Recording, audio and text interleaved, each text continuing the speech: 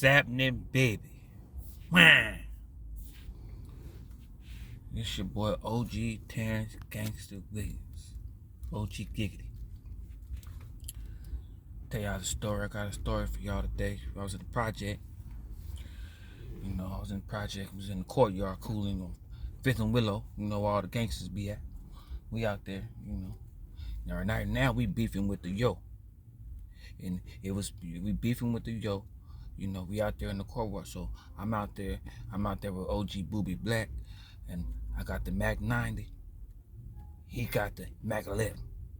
So we used to have this game where we used to compete over the Mac 11 and the Mac 90. That Chinese AK. I need that Mac 90. So me and Blackie Mo would play any, mini, miny, mo over who gonna have the Mac 90 or the Mac 11. So we in the courtyard, right? On Willow, right? So we sitting there, right? We say, any, mini, miny, mo. Okay, so by the time I say that, I look up, it's this old lady coming through the project. So we out there with the Mac 90, we out there with the Mac 11, So we think it's an old lady, but it's really a rival out the yoke. He pulled a wig off, he start working. He start working. I'm talking about, man, he letting them shots ring off. So myself, I start running towards the bullet. I move to the left, he shoot this way. I move to the right, he shoot that way. I weave the bullets like the Matrix. I get on him, I get right behind him. I put him in a chokehold. I whisper in his ear, say round. What's happening, baby? And y'all know the story after that. You know what I'm saying? Now I'm fucking with y'all, man. You know what I mean? It's Joshy Gem Guy for real. Y'all thought it was I had y'all, didn't I? It's Joshy Gem Guy, man. I'm just fresh off one of them Terrance Gangsta Williams stories about Boobie Black and about how Boobie Black was intimidating and how Boobie Black ran up on him and asked him. First he got somewhere where they was beating somebody up, some of his homeboys, and then Boobie Black showed up and everybody straightened up. It used to be niggas like that in the hood. It used to be niggas come around and everybody stopped doing what they doing. So Boobie Black was one of them niggas. And the cold part about it, it's good to see Terrance Gangsta Williams validate these stories that Boobie Black, because Boobie Black been on the internet for like 10 years talking about his shit, talking about what he do. I mean, he a real nigga when your arm got shot off. You feel me? So it ain't no question in his realness. But just to see, Terrance Gangsta Williams come out and reaffirm that Boobie Black really was that nigga. You know what I'm saying? He even had Terrance Gangsta Williams scared to a certain degree. So, and that's how it be, man. It be like that. We all start off, kind of like scared of one person, and as we get older and get more dangerous, that person ain't as scary to us, and we just as much as a threat. Like you used to punk me, you used to do this, and you used to do me wrong back in 5th grade. I remember you took my starter. You know what I'm saying? I remember you pissed on me, or you slapped me, or you did some foul shit that had the whole school talking shit about me back in like 4th grade. But now I'm running around with some killers now. And when I see you, I used to have like, that's what happened. Niggas used to try to bully me when I started running around with my niggas. Like niggas used to bully me in 3rd grade, 4th grade, 5th grade. My mom was a teacher. She worked at the same school. When I hit 6th and 7th grade, when I hit 9th grade, and I would see them niggas that used to punk me, and they'd be, what's up, boy? Back. Give me a hug and everything. My niggas, who is that? Who was that? Hey man, let me get cool with this nigga. Let me speak to this nigga before he look up and realize when I stole this bike in 3rd grade. And I held grudges too. We got on a few of them niggas too. Dog, y'all know I'm not judging. We got on a few of them niggas that gave me that, what'd he do, man? That nigga took my big wheel, nigga. When I was 4 years old, that nigga took my big wheel and my ice cream sandwich. Nigga slapped the shit out of me. We own it. 10 years later, we own your ass. 14, but yeah, man, I'm gonna come with a story, man. Trying to think of which one I could tell.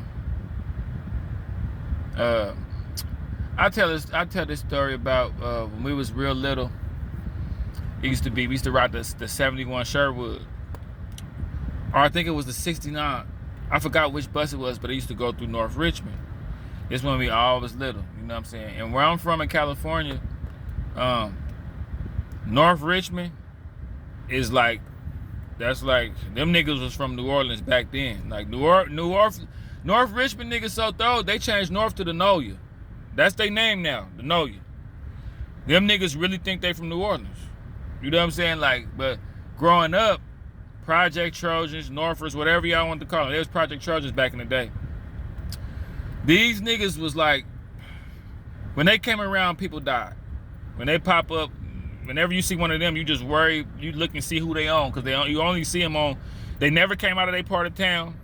You will only see them on the other parts of town when they was finna get on somebody. So as soon as you seen them, you probably should have witnessed a murder, or you should have seen them mob up on somebody, or they was doing something. You just make sure they wasn't on you. Like, see, my cousin, they so thorough. My cousin was from out there, down something from out there, did time.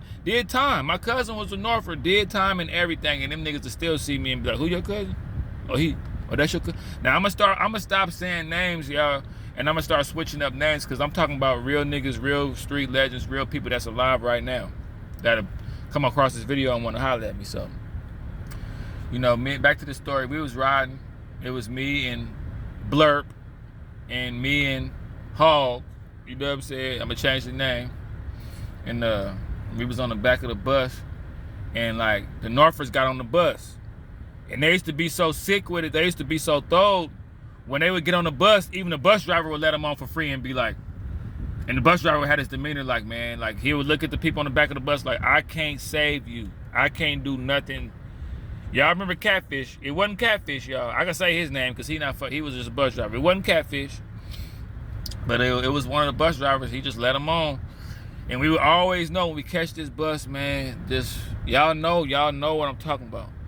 We would be like, man, we just hope the Northers don't get on.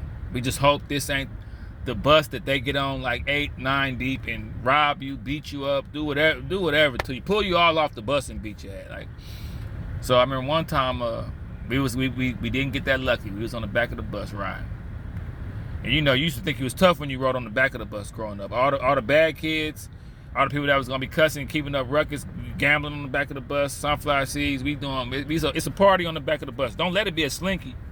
This was a regular bus. So we riding through North. No, that's the cold part about it. It didn't go through North. I think it went by an exit that was kind of by North, and that's where they would be. So I think we was like in like maybe 7th, 8th grade. The Northers get on. It's me, Hog, and Blurp.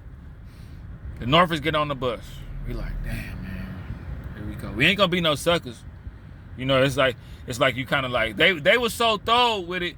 They'll yoke you, but if you went out like a G, but you still gotta bow down, it's like they will kind of respect you, but still, nigga, it's fuck you if you try to stand up against us, nigga. But at least your chest was stiff. At least you kind of wasn't crying or spooked. But these niggas got on the bus, and they was about like probably like 15, 16. You know, they probably, of course, they had at least one of them had a gun on them. They had a little girl with them. The little girl was probably like 6, 7 years old. These niggas was like 15, 16. So they walked to the back of the bus, walked straight up on me and my partners. They was like, the little girl had a stun gun in her hand back in the day. This is back in the day. She had a stun gun. And they was like, which one you want to shock? Which one you want to hit with the stun gun? And me and my niggas looking like, what the fuck? This some new terrorizing. Y'all using kids? The Northers was always creative with how they terrorize people. Like, I said, this some, like, the little girl looking like excited with the stun gun. My boy, I ain't gonna say no names. My boy looked like he might have been a little spooked. I was spooked, you know what I'm saying? She chose him, hit him with the stun gun. He shiver all up under a chair or whatever, shocked or whatever. She shocked him. They run off the bus, you know what I'm saying? We consoled my partner, he bounced back, you know what I'm saying? You know, that stun gun had him kind of out of it. He get out his equilibrium back.